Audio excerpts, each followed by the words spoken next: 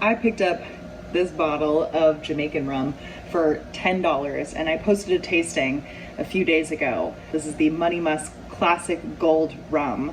And one of my viewers commented on that post and said, I can't get that bottle anymore. It is all sold out. And I said, don't worry, there are other great Jamaican rums out there, great affordable Jamaican rums out there. Not that this is like superior or anything like that, but it was really, really affordable. As I said, $10.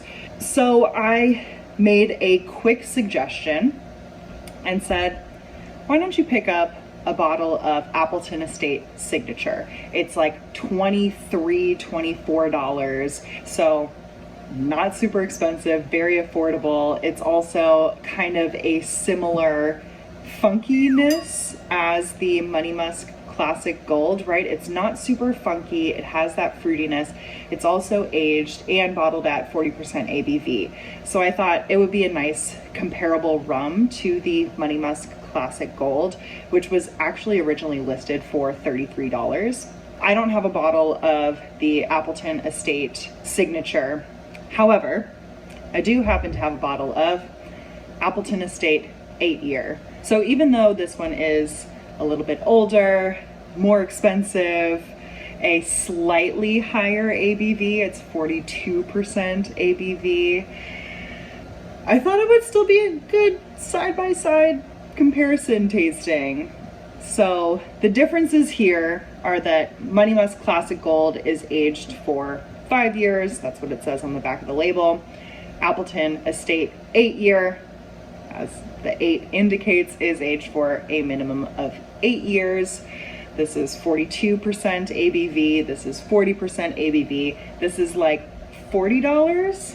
This is 33/10 if you can find it for 10.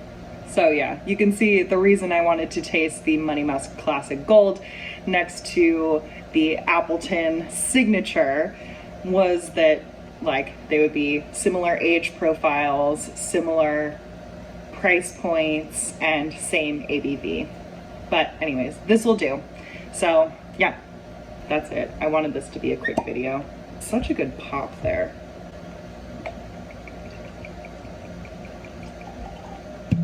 Oh, not a good pop. These are balancing on yoga blocks right now.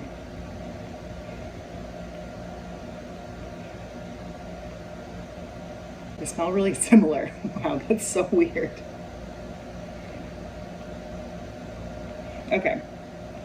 Okay, now a little more earthiness coming from the Monymusk. Remember I was getting that weird, like, woody, mulchy thing? That is still present. It's almost like a wet mulch thing.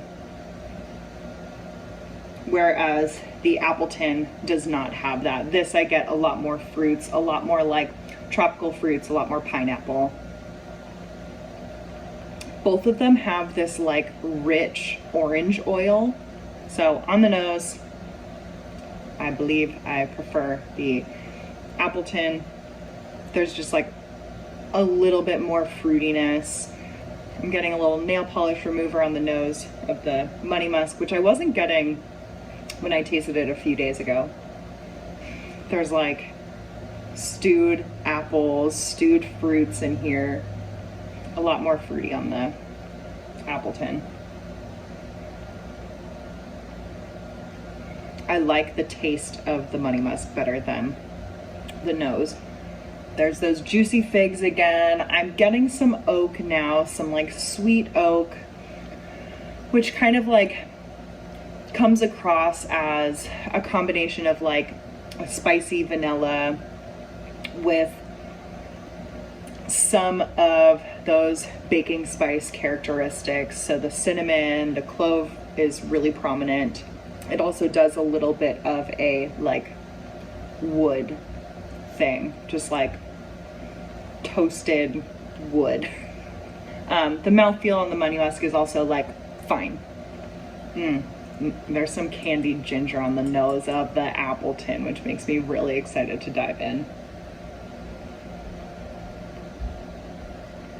Okay, first of all, I just realized that the Appleton is not 42, it's 43% ABV, so sorry for telling you the wrong ABV. This is a lot more bitter than I was expecting. The nose leads me to believe that it's gonna be like super fruity and really nice and have a lot of fruitiness. And there is fruitiness here, but I'm getting a lot of bitterness in the form of like grapefruit, like only the white part, only the pith. I'll do a second sip. So the opposite is occurring. I really enjoy the nose of the Appleton. Don't love the palate. Like I said, it's bitter. There's a lot more spiciness coming forward, less fruits, or it's more so like the fruits have been burnt and thrown in dirt. They're like dirty, burnt. There's like the spiciness that's coming forward is like cinnamon bark, like you're chewing on the bark, and it's not this nice like sweet cinnamon thing. It's much more earthy. I don't know if I prefer one over the other, which seems like a cop-out. I hands down prefer the nose of the Appleton Estate 8-year, but I think I slightly prefer the palate of the Monymusk Classic Gold. Now I will say, neither of these rums are like mind-blowingly exceptional, but both of them are good. Yeah, they're good rums. They're quite enjoyable. So would I be happy with either of these? Absolutely. If someone handed me a glass of Monymusk Classic Gold, would I say, oh, I wish I had the Appleton Estate 8-year? No, that's great. Vice versa, right? If someone handed me the Appleton Estate, I wouldn't wish that I had the Monymusk. I would just be happy with whatever I had. So, depending on what you have available at your liquor store, either of these are great choices.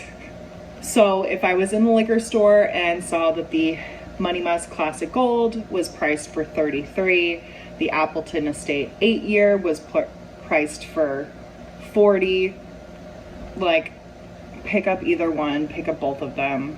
It'll be great. You'll enjoy them. They both have fruits and oak and earth, and it's not super funky, so either would be an excellent intro to Jamaican rums when you're trying to dip your toe in but not wanting to go full blown, like tasting the high ester white overproof Jamaican rums. This video may have been slightly longer than intended, but I hope you enjoyed it anyways. If you did, make sure to give it a thumbs up, subscribe to the channel. I taste rums and brandies and whiskeys and all other spirits. If there's anything in particular you'd like me to taste, let me know. I also post a lot of videos about various fermented products that I make, whether they be tepaches or rums or wines, kimchi.